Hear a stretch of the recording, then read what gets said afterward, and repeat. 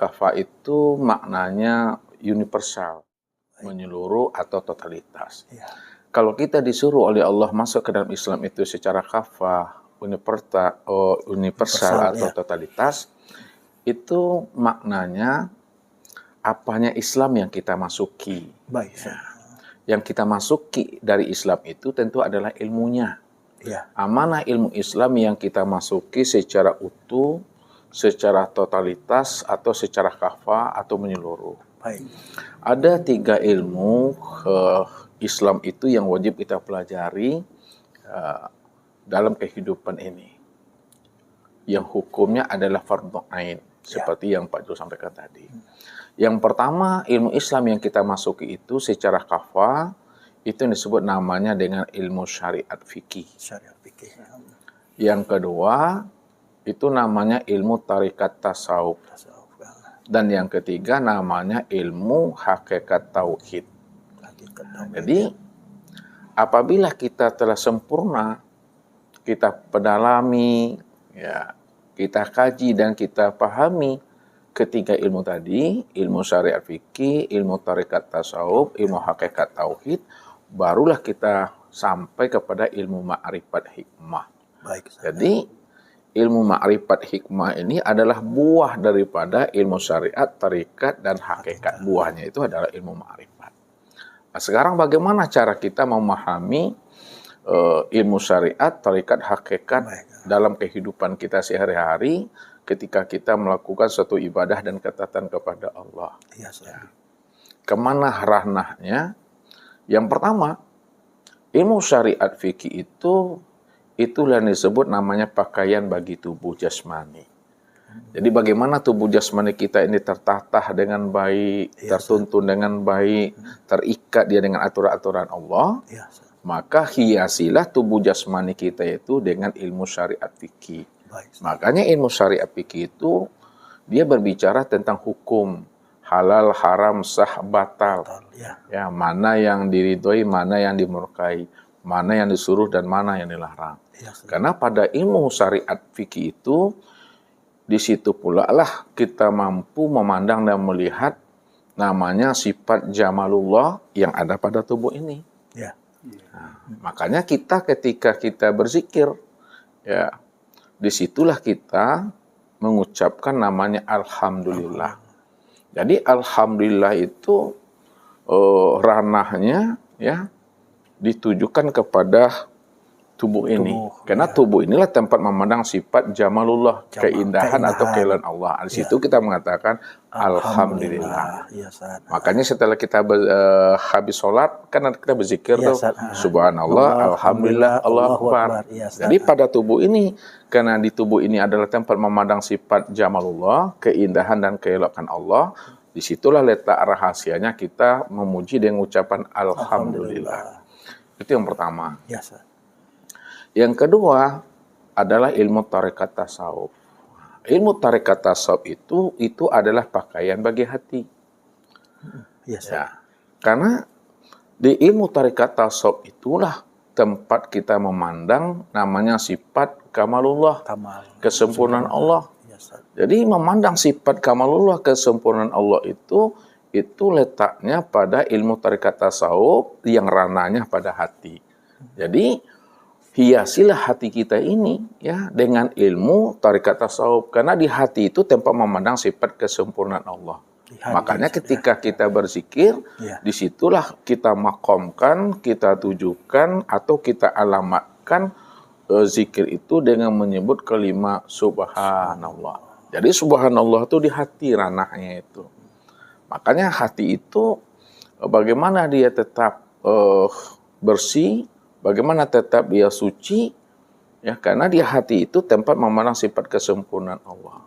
Oleh karena itu, ilmu tarekat tasawuf itu adalah pakaian bagi hati. Supaya hati kita itu ada sifat sabar, ada sifat ikhlas, dan sifat ridho tadi. Sifat tadaru, sifat pemaaf, pengasih, dan penyayang. Nah, itulah namanya tidak cukup kita memahami ilmu syariat saja, ilmu fikih pada tubuh, ya. bagaimanapun eloknya tubuh ini, bagusnya batang tubuh ini, ibadah dan ketaatannya, sholatnya, puasanya, dan lain sebagainya. Tapi kalau hatinya kafir kepada Allah, hatinya masih ada sifat dendam, amarah, maka ibadah yang diperbuat oleh anggota tubuh ini menjadi ibadah yang hampa dan sia-sia. Makanya bagaimana tubuh kita ini bagus dengan ilmu syariat fikih, diperbagus pula lah bagian dalam daripada tubuh kita itu adalah hati. Maka bungkuslah, berilah pakaian hati itu dengan ilmu tarikat tasawuf itu, supaya batang tubuh ini setiap ibadah yang dilakukannya ada sifat tawaduk dan tadaruknya. Itu yang kedua, makanya wajib dipelajari. Kemudian yang ketiga adalah ilmu hakikat tauhid. Ilmu hakikat tauhid itu adalah pakaian bagi ruh. Karena di ruh itulah tempat memandang sifat jalalullah. Sifat jalalullah itu adalah sifat kebesaran Allah. Kalau tidak ada ruh melepaskan akang cangkangnya, tak ada kebesaran Allah lagi pada tubuh itu, maka disitulah dikatakan innalillahi wa inna ilaihi raji'un. Jadi tempat memandang sifat jalalullah itu pada ruh tadi. Jadi bagaimana ruh itu tidak berbuat syirik, tidak menjadi musuh Allah dia, maka perlulah ruh itu diberi pakaian. Pakaian bagi ruh itu yang disebut namanya ilmu hakikat tauhid. Karena di situ tempat kita memandang kebesaran Allah itu. Jadi apabila ilmu syariat fikih yang sudah sempurna pada tubuh, ilmu tarikat tasawuf yang sudah elok, rancak, bagus pada hati, ilmu hakikat tauhid juga sudah menyinari namanya ruh kita ini atau jiwa kita, maka barulah kita mendapatkan namanya ilmu ma'rifat hikmah. Jadi untuk mendapatkan ilmu ma'rifat itu tanggalnya syariat. Syariat yang bertorikat, torikat yang berhakikat, barulah kita sampai kepada ma'rifat. Nah, ketika kita sudah mendapatkan ilmu ma'rifat, atau namanya ilmu laduni, atau namanya ilmu hikmah, maka dengan ilmu ma'rifat tadi, barulah terbuka rahasia-rahasia diri kita ini. Rupanya, rahasia diri kita itu tiada lain adalah tempat memandang wujud kenyataan diri Allah itu. Disitulah dikatakan al-insanu siri wa ana sirahu. Insan itu rahasiaku dan akulah rahasianya. Makanya kita wajib mempelajari, mendalami, memahami dan mengamalkan serta membuktikan ketiga ilmu itu. Jadi kita mengenal Allah. Mesti ketiga-tiga ilmu itu mesti dipelajari supaya kita mendapatkan namanya buahnya. Kalau dibahasakan begini itu Pak Sodikin, Pak Jul. Kalau kita buat contohnya sebuah durian. Kalau bolehlah Ustaz bertanya sama Pak Jul dan Pak Sodikin. Pak Sodikin dulu orang yang arif. Pak Sodikin beli durian, sebenarnya hakikat yang sebenarnya yang dibeli daripada durian itu apanya? Ya, isi dan sudah barang tentu rasa yang ingin dinikmati, Ustaz. Ya Alhamdulillah. Jadi yang kita beli dari durian itu yang sebenar-benar itu adalah rasanya. Namun bagaimana untuk mendapatkan rasa? Untuk mendapatkan rasa tadi itu makanlah isinya. Kan gitu? Untuk makan isinya tadi itu buka kulitnya. Untuk mendapatkan kulit, isi, dan rasa tadi, beli durian itu. Jadi, kulitnya itu adalah syariatnya. Kulit itu adalah syariatnya, isinya itu adalah torikatnya, rasa itu adalah hakikatnya. Maka dibalik daripada rasa itu, barulah kita mendapatkan namanya nikmat. Jadi, ilmu ini tidak boleh dipisah ceraikan. Jadi, untuk sampai kita kepada Allah, mesti jalannya bersyariat. Syariat itu nampak pada tubuh, maka tubuh inilah yang kena hukum fikih, hukum syariat itu. Kemudian dari syariat kita berjalan menuju kepada torikat. Jadi syariat itu hanya mampu menghantarkan diri kita itu kepada torikat. Nah, ketika tubuh kita udah bagus ibadahnya, ya udah nampak ketakwaannya, hati kita juga diperhalus namanya dengan ilmu tasawuf. Bagaimana kita tidak ujub, bagaimana kita takbur, bagaimana kita ini tidak amarah dan sebagainya. Itu ilmu tasawuf. Bagaimanapun ibadah dan ketaatan kita itu bagus dan elok dipandang jamaah dan manusia, tapi kalau hati kita ini masih ada dendam amarah, maka itu tidak memberikan hikmah dan faedah dia di sana. Seperti itu dasarnya. Kemudian setelah dapat ilmu tarekat tasawuf, kita pelajarilah namanya ilmu hakikat tauhid. Karena ilmu hakikat tauhid itu adalah ruhnya, ya, dari setiap ibadah dan ketaatan yang kita lakukan. Bagaimana kita ini tidak berbuat syirik kepada Allah. Jadi pelajarilah ilmu hakikat tauhid. Karena ilmu hakikat tauhid itu adalah pakaian bagi ruh. Kalau sudah dapat kita semuanya, baru kita mencapai namanya ilmu makrifat hikmah. Barulah terbuka rahasia tadi. Jadi itulah yang dikatakan udkhulu fi silmi kafa. Masuk ke dalam Islam secara kafa itu maknanya masuki, pelajari, dalamilah ilmu syariat fikih, tarekat tasawuf, ilmu hakikat tauhid, barulah sampai kita kepada makrifat hikmah. Inilah yang dikatakan amal yang daimun, amal yang makrifat. Makanya Allah katakan wal baqiyatu sholihatun khairun inda rabbika. Sesungguhnya amal soleh yang berkekalan itulah amalan yang terbaik di sisi Rabbmu.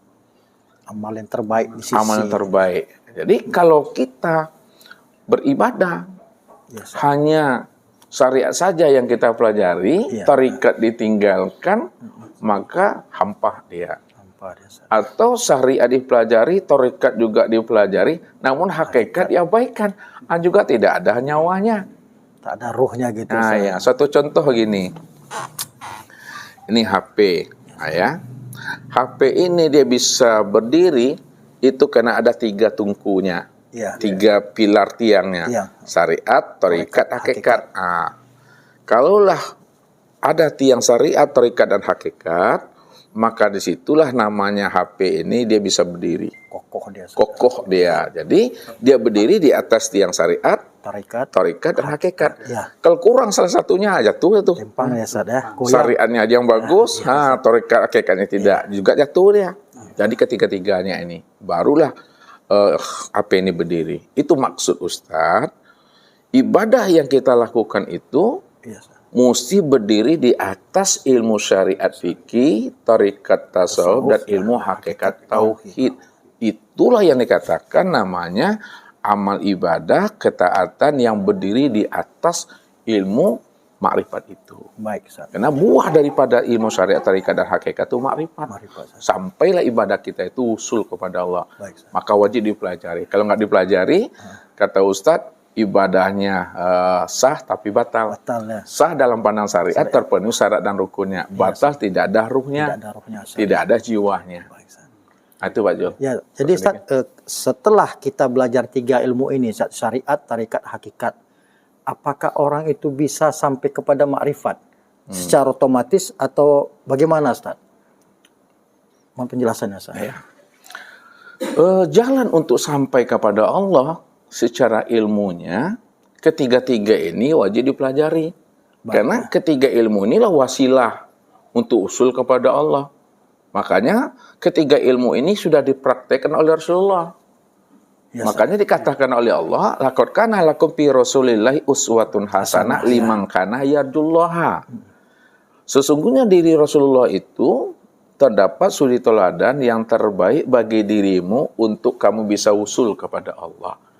Itu artinya, kalaulah diri Nabi itu adalah wasilah untuk usul kepada Allah, lalu apa yang dibawa oleh Rasulullah kepada umat ini? Apa yang disampaikan beliau untuk kita usul kepada Allah? Yang disampaikan oleh Rasulullah kepada umat untuk bisa usul kepada Allah tadi, itulah ketiga ilmu tadi. Jadi Rasulullah itulah kesempurnaan syariat. Jadi sebaik-baik syariat, contohnya itu Rasulullah. Rasulullah itulah kesempurnaan tarekat. Sebaik-baik tarekat itu Rasulullah. Kemudian sebaik-baiknya ilmu hakikat tauhid itu juga Rasulullah. Jadi ketiga ilmu itu sudah disempurnakan Rasul kepada kita. Iya, Maka buah daripada kesempurnaan ilmu yang disampaikan Nabi itu adalah ma'rifat tadi itu. Ustaz, ya.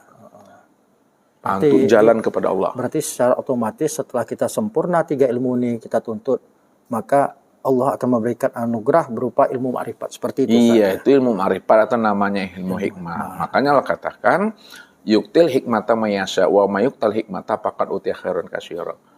Allah akan beri kepada kita ini ilmu hikmah kepada orang yang Dia pilih. Baik, sana. Nah, wa mayuktal hikmata faqad utiya khairan katsira. Barang siapa yang diberi Allah ilmu hikmah karena dia adalah orang yang dipilih oleh Allah, Ya, Ustaz. maka itu lebih baik bagi dirinya. Jadi tidak ada orang akan mendapatkan namanya ilmu hikmah Ya, Ustaz. tanpa melalui namanya ilmu syariat, tarikat, dan hakikat ini. Itu jenjang dan jalannya. Ya, Ustaz. Ya, namun masalah hidayah dan petunjuk, ya, ada prosesnya yang Allah berikan kepada kita yang kita ambil hikmah dan iktibar. Ya, Ustaz. Nah, ada melalui asbab, ada melalui namanya tajrid. Iya, Ustaz. Nah, asbab itu melalui usaha dan ikhtiar. Dengan ibadah, dengan sholat yang wajib, yang sunnah, ditambah lagi zikir-zikir. Iya, Ustaz. Nah, itu dengan asbab namanya. Kemudian ada pula namanya dengan jalan tajrid. Tajrid itu Allah tarik ruhaninya untuk bisa usul kepada dirinya.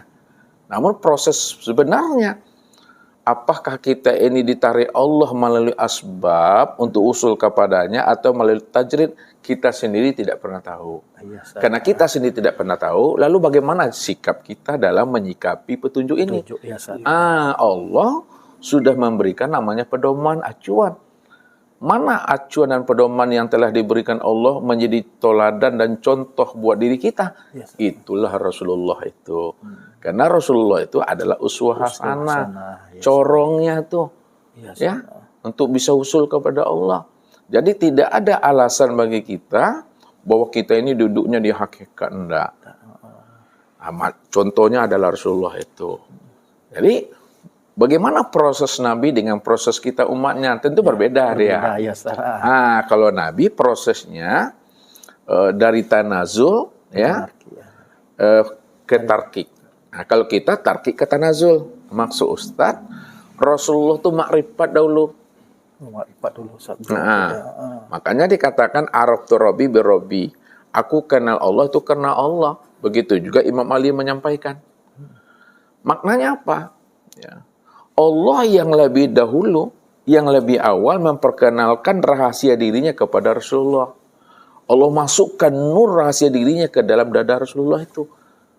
Ketika nur rahasia Allah itu dimasukkan Allah ke dalam dadanya, disitulah Rasulullah itu yakin dengan isbatul yakin bahwa yang menyampaikan wahyu dan petunjuk itu memang benar, itu adalah datang daripada Allah, Rabb-nya. Iya, Maka disitulah Allah mengatakan, walakinnallaha habbaba ilaikumul imana wa zayyanahu fi qulubikum.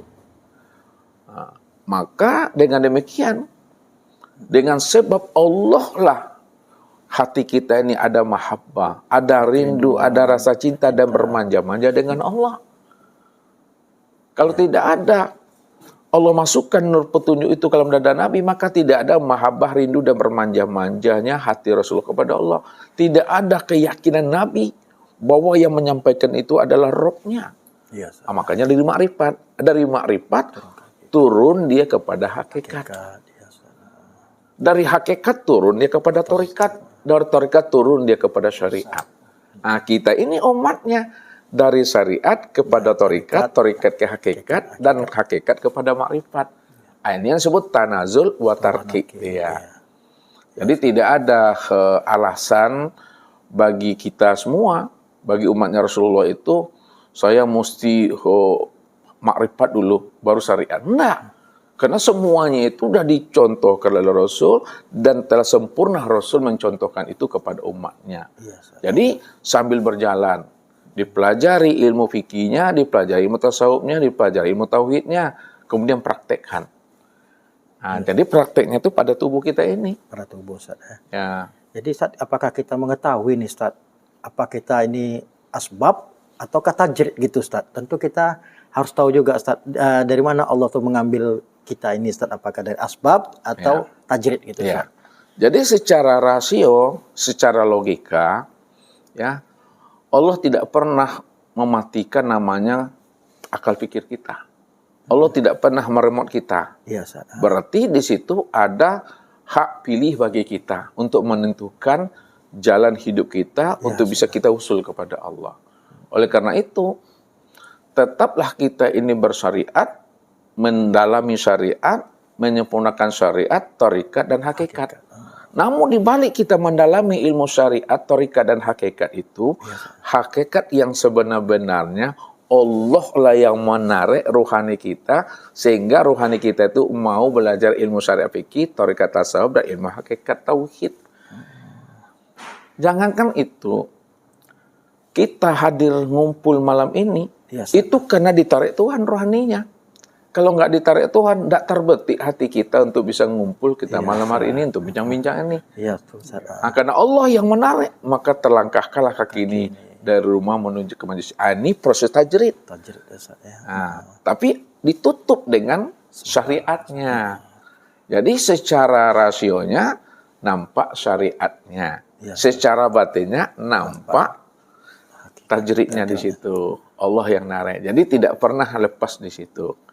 Nah, kalau kita ambil makna yang lebih dalam, apakah syariat kita, usaha dan ikhtiar kita akan mampu memberi bekas? Tidak. Usaha dan ikhtiar kita tidak akan pernah bisa memberi bekas. Karena kita ini la haula wala quwata illa billah. Kalaulah kita ini la haula wala quwata illa billah, lalu mana yang dikatakan usaha dan ikhtiar kita? Sehingga kita bisa sampai ke sini. Nah, yang dikatakan benar-benar usaha dan ikhtiar itu sebenarnya nyatanya sifat Allah pada diri kita. Itulah yang dikatakan sebenar-benar usaha dan ikhtiar. Mana yang dikatakan nyatanya sifat Allah pada diri kita yang disebut sebenar-benar usaha dan ikhtiar? Nyatanya sifat sama, basar, kalam, ilmu, qudrat, iradat, dan hayat itu. Itulah yang dikatakan usaha dan ikhtiar. Usaha dan ikhtiar siapa tuh? Ya Allah tuh. Ya, makanya Allah katakan wallahu khalaqakum wa ma ta'malun. Kul kullu min indillah ma indakum yanfadu wa ma indallah baqi. Tiap segala sesuatu itu datang daripada aku. Aku yang menciptakan kamu, lalu aku pula lah yang menciptakan apa yang kamu perbuat. Itu kenapa? Karena kudarku, karena iradat aku. Nah, itu pemahamannya. Tadi bahasa Ustadz, kita ini tidak mampu memberi bekas. Itu bahasa memberi bekas itu bagaimana maknanya, Ustaz? Kita ini tidak mampu memberikan bekas itu, Ustaz. Tidak mampu memberi bekas, apa yang kita usahakan, apa yang kita ikhtiarkan, tidak bisa kita menentukan itu 100% mesti berhasil dalam pandangan ilmu kita. Oh, itu deh, Ustaz. Ya. Makanya, karena kita tidak memberi bekas dari setiap usaha dan ikhtiar kita, disitulah Allah memerintahkan kita untuk kita selalu nisbahkan, kembalikan, gantungkan dan sandarkan kepada Allah. Apa kata Allah? Fa iza azamta fatawakkal 'ala Allah. Wa may yatawakkal 'ala Allah fahuwa hasbuh. Apabila sudah kamu sempurnakan usaha dan ikhtiarmu dengan akal, dengan ilmu dan usahamu. Karena usaha dan ikhtiar itu tidaklah memberi bekas kepada dirimu, tidak bisa menentukan mesti lulus, mesti sukses dan berhasil.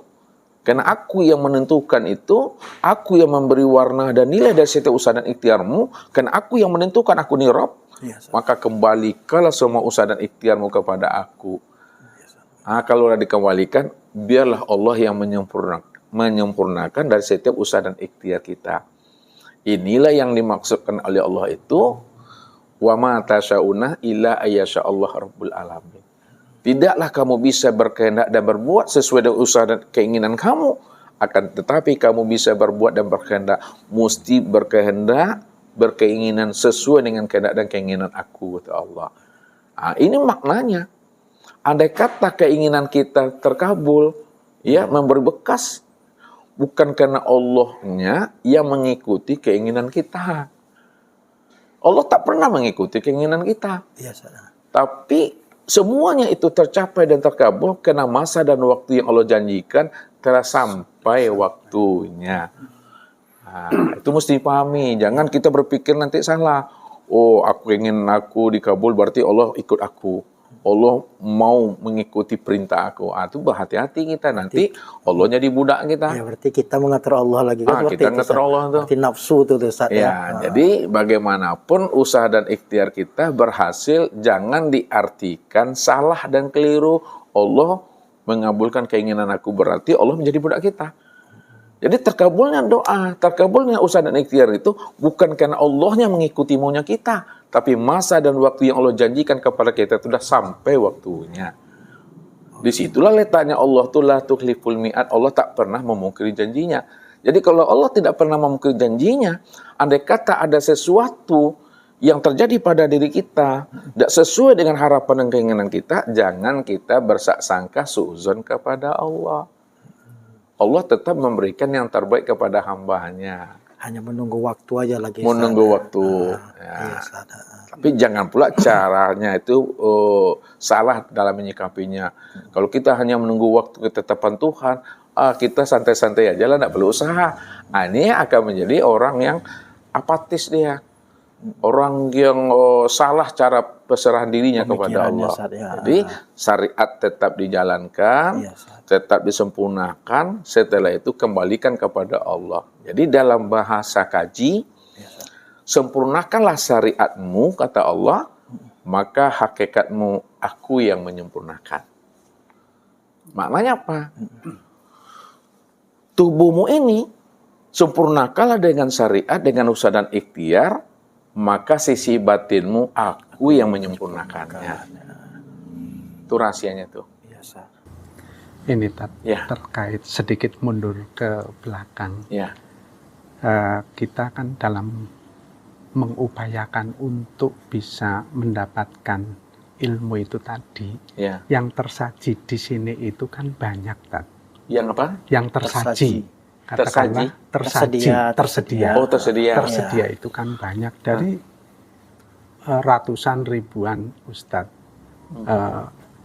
Lah, kita untuk bisa mendapatkan, menyaring sesuai dengan apa yang seharusnya untuk kita dapatkan dari syariat, thariqat, hakikat sampai kepada itu harus seperti apa? Rujukannya hanya satu saja. Setinggi apapun ilmu seseorang, ma'rifatnya, ilmu ketuhannya, kasab dan sebagainya, tetap ukurannya, standarnya itu, tolak ukurnya adalah Rasulullah. Sebab apa? Rasulullah itulah kesempurnaan ma'rifat, hakikat, thariqat, dan syariat. Kalaulah Rasulullah itu kesempurnaan ma'rifat, hakikat, thariqat, dan syariat, maka tentu rujukannya itu adalah Rasulullah.